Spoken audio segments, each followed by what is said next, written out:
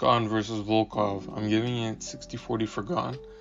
So Volkov's tall, he's fluid, pretty good striking, well-rounded kickboxer. He fights hands low. He's got some good kicks and knees, and he gets countered easily if you have crisp boxing. But the return on his kicks and his punches are a little slow also, which invites for the counter. And he also doesn't move his head as much, if you notice.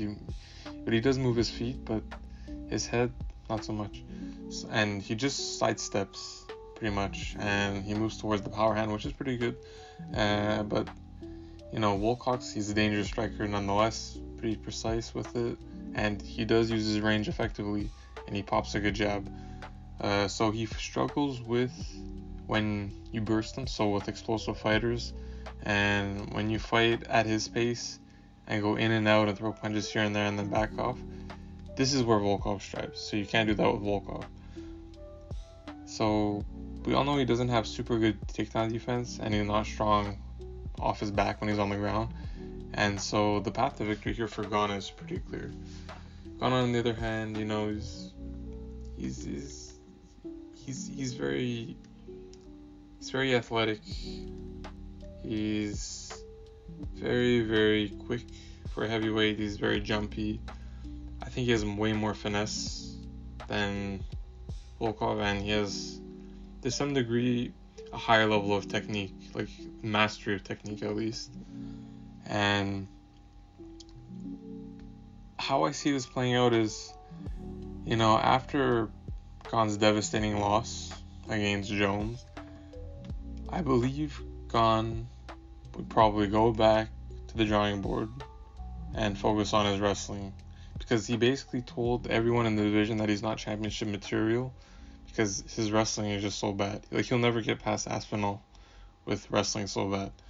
And so this matchup, they're pretty much similar in style, where they're both stand-up kickboxing kind of fighters, but and Gane's graceful and agile and all that, but Gane wins if he focused on his wrestling. If he still has that guy from Dagestan who can help him out with his wrestling, or if he brought in more people, I don't know.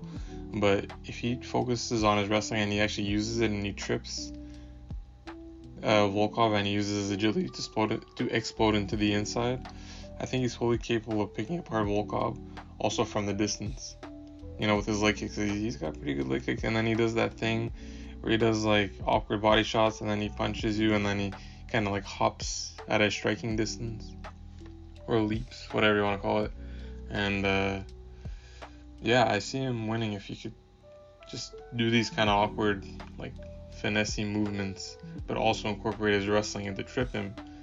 Because if we see Gane incorporate wrestling, it's going to be a very tough time for Aspinall, and whoever else he faces actually. And we all know Gane's has great technical defense as well, and that alone will serve him really well against Volkov, because Gane manages distance quite well, and Volkov doesn't throw anything too creative besides like a knee strike here and there and the common kickboxing combination. So it's nothing that Gane hasn't seen before. So he's going to easily evade these things and get out of range, pop into range and do his thing. And the only threat though that I see on the stand-up is that Volkov has a very good jab.